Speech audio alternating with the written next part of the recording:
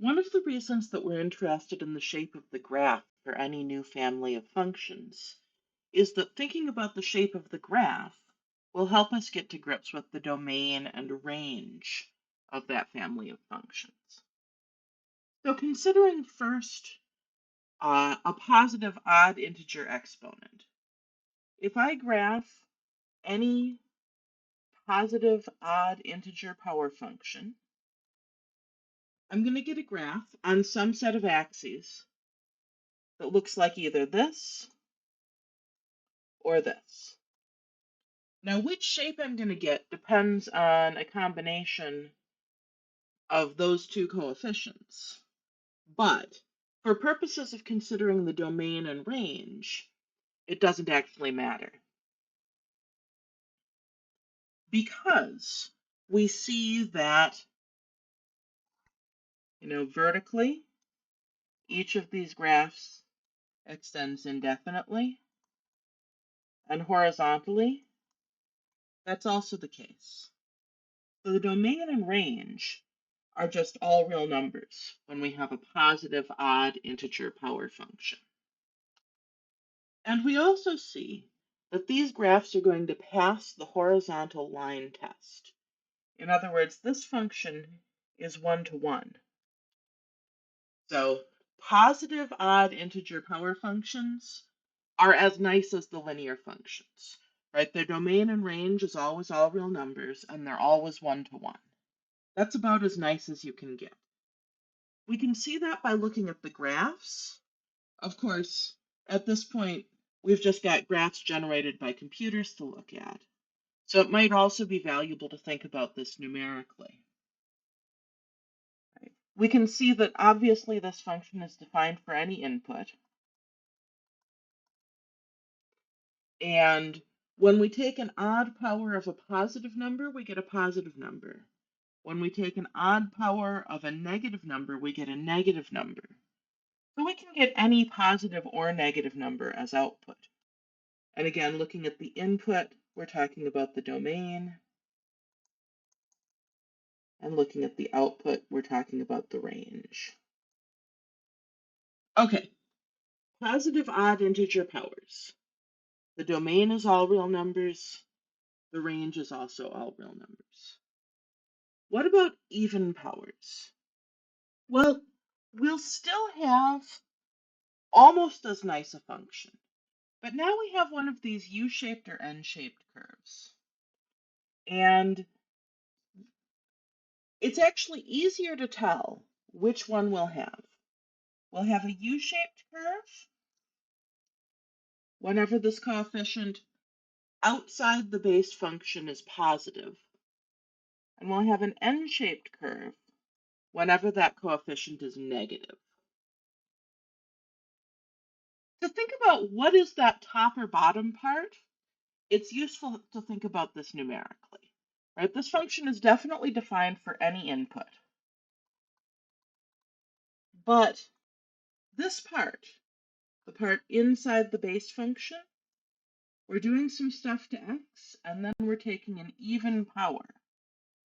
If we do that, so we do some stuff to x, and then we take an even power, we know that when we take an even power, we either get a positive number or zero, so that can't be negative.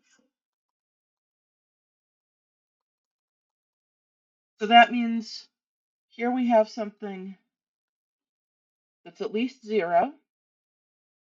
We multiply it by something positive, we get something that's at least zero, and then we add something to it. I'm not sure what the x-coordinate of this point is going to be, but its y-coordinate is going to be this number k. Similarly, for if we have a negative value of a, we're taking something that's positive or zero, we're multiplying it by something negative, so we get something negative, and then we add it again to this number k. So this top point, again, I haven't thought about the x-coordinate, but its y-coordinate is going to be this number k again. So thinking about this numerically, and by thinking about the graph, the domain of this power function is always all real numbers. The range depends on the value of a. If a is a positive number, then every y value above k is going to be in the range. So the range is going to be k to infinity.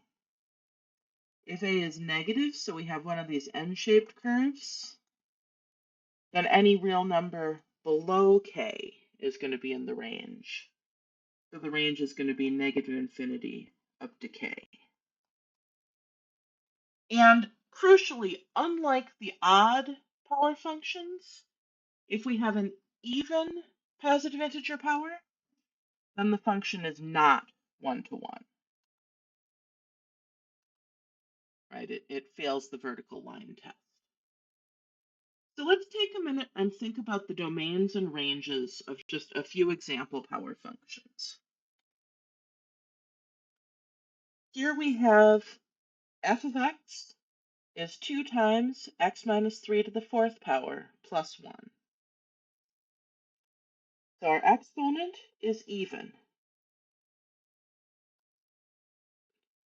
And we're multiplying this power expression by something positive. Now the domain of a power function is always just all real numbers. For an even positive integer power multiplied by something positive, the range is going to start at this number and go up to infinity. In this next example, we have g of x.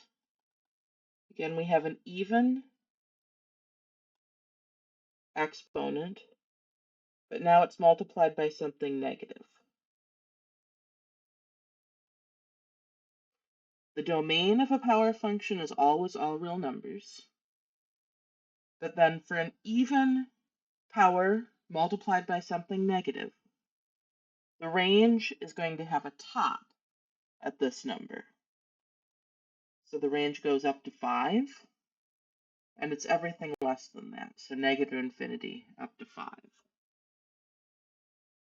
And then in this last example, h of x, we have an odd power. If we have an odd power, the domain and range are both just all real numbers.